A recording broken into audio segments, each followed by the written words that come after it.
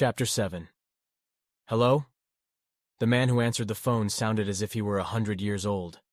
Crawford flashed on an image of Dustin Hoffman from the movie Little Big Man, a white man dressed up like an Indian. Mr. Elder? That's me. I'm sorry for calling so late, sir. My name is Randy Crawford. I'm a detective, working with the Burkittsville Sheriff's Office. Oh. Elder sounded resigned. Is this about Jessica? Yes, sir, I'm afraid it is. We've found a body we think may be hers. There was no response. I'm very sorry, Mr. Elder, he sighed. I've been expecting this to happen. I knew something was the matter. People told me not to worry, but I always knew something was wrong. Mr. Elder, we need to make sure that it really is Jessica we have here. We need you to come down and identify the body. All right. You can come out now, and we'll take you over to the morgue, or you can come out any time you like tomorrow, whatever's convenient for you. I'd like to come now. I don't think I want to wait. Crawford nodded. In Elder's shoes, he would want to get this over as soon as possible. We're at the Burkittsville Sheriff's Office, sir. Elder cleared his throat. Detective, I'm afraid I don't have a car. Jessica always used to drive me around. Crawford sighed. In Baltimore, he'd brought next of kin to the morgue more than once. But this wasn't Baltimore, and it was 3 a.m. Still, the reservation was only 20 minutes away. He cupped his hand over the phone and asked Green if he was up for a drive. The deputy shrugged. What the hell? Crawford uncovered the receiver. All right, Mr. Elder. We'll come get you, if you give me directions. The rain had let up for the moment, replaced by a light mist that clung like a second skin to the pitted macadam of State Route 67. They were the only car on the road, their headlights the only visible sign of civilization.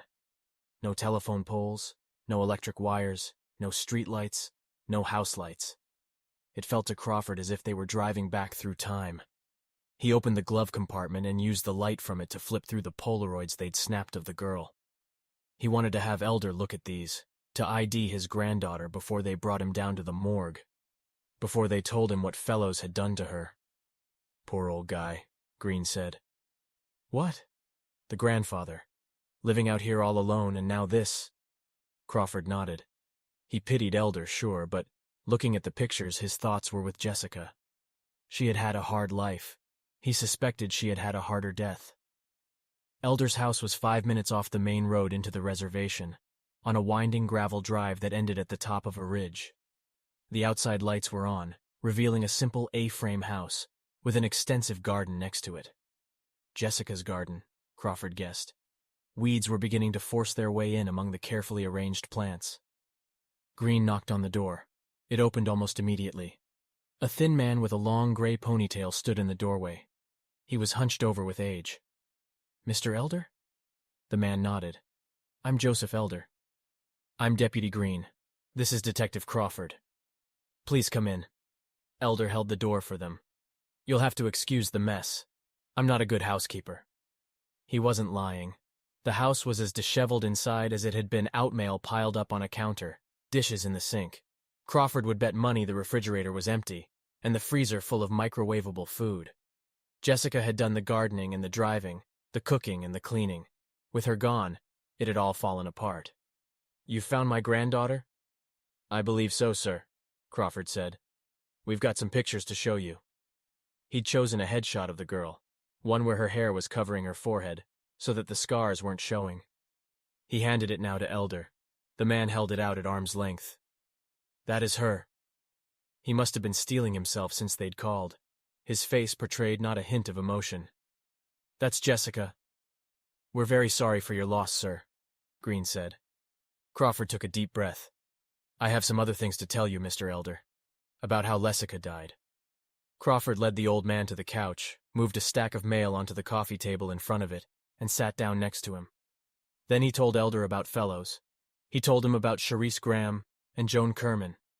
He told him about Dominic Politti, and he told him about his Jessica, what Fellows had done to her and to the other girls. The old man was silent when Crawford finished. We're going to catch him, Mr. Elder, Crawford said. I promise you that. Elder turned so that he was facing Crawford. Detective, Can I ask you something? Of course. You examined my granddaughter's body? Yes. Were there any unusual marks on her? What? Were there any unusual markings on her body? Crawford looked up at Green, then back at the old man. He couldn't think of a single thing to say. He handed Elder another Polaroid, one of Jessica with her hair pulled back, one that clearly showed the scars on her forehead. Mr. Elder, Crawford said, do you know what these markings mean? Do you know why Fellows is doing this? Elder suddenly rose to his feet with the energy of a much younger man. I want to show you something. He disappeared into the back of the house. Crawford looked at Green again. The deputy pulled up a chair to the coffee table and sat down opposite Crawford. You know before, Crawford said, when my partner called me on the phone, you know what he said to me? Green shook his head.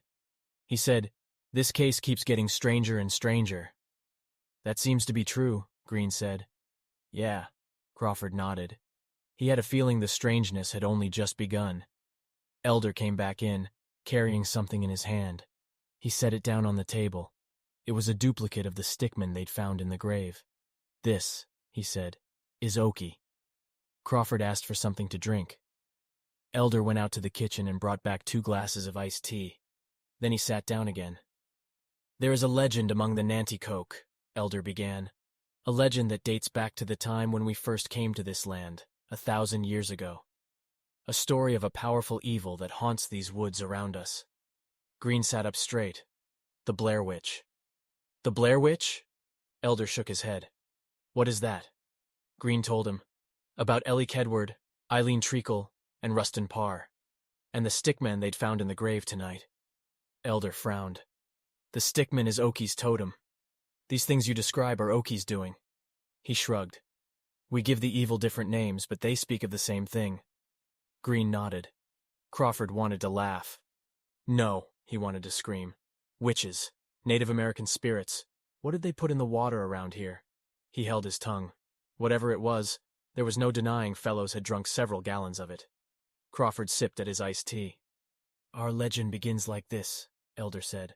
When the Nanticoke first came to this land, Oki the demon lived here, in the forest. He came to the Nanticoke village and stole the children. He ate their flesh and drank their blood. One day, a young brave named Eaglefeather decided that the tribe had suffered enough, and he determined to put an end to Oki's evil. He went to Oki's house and called out the demon. They fought a great battle. But in the end, the demon was too strong, and Eaglefeather fell. But Eaglefeather had foreseen his own death. Before the battle, he had eaten the berries of the rowan tree, which is poisonous to the spirits. When Oki devoured the man, he devoured the plant and his body died. But his spirit still roams these woods, angry and vengeful. Crawford leaned back on the couch and rubbed his eyes. Wasn't iced tea supposed to have caffeine in it? What Elder had given him to drink was making him tired, not waking him up. How does this tie back to what Fellows is doing? Green asked. The legend says that Oki can return to this world if a new body is built for its spirit to inhabit. Elder picked up the picture of his granddaughter, the one that showed the scars on her forehead. These are sacrificial markings. The flesh taken from these bodies has been prepared for Oki. Crawford shifted in his seat. A piece of mail fell off the couch and onto the floor. He picked it up. It was a postcard, with a picture of the Liberty Bell on the front. It was addressed to George Toomey, C.O. Elder. George Toomey. That name was familiar. He will bring this flesh to the rock where Oki fell. Elder stood. Then he will guide Oki's spirit to its new body, and the demon will live again. Crawford heard Doyle's voice in his head again. Stranger and stranger. And then, for some reason, he heard the rest of what his ex-partner had told him. Keep your eyes open. He looked up at Elder, then down at the postcard in his hand again. Toomey. It clicked. George Toomey, a.k.a. Mountain Bear. Fellows' cellmate from Westchester Penitentiary. His mind raced. Fellows knew Toomey. Toomey knew Elder. That was the connection to this area. How Fellows knew so much about the whole Blair Witch mythology, the Oki mythology, whichever. Elder was the connection. Something else clicked then, in his mind. Crawford stood up and drew his gun. At least that's what he tried to do. His arms and legs wouldn't respond. The tea, Crawford said. The words sounded funny in his throat, as if they were coming from a long, long way off. Elder smiled. Crawford looked at Green. The deputy's eyes were darting back and forth wildly in his head. Elder straightened. He seemed to grow 3 or 4 inches. He reached up and took the wig off his head. John Lee Fellows stared down at Crawford.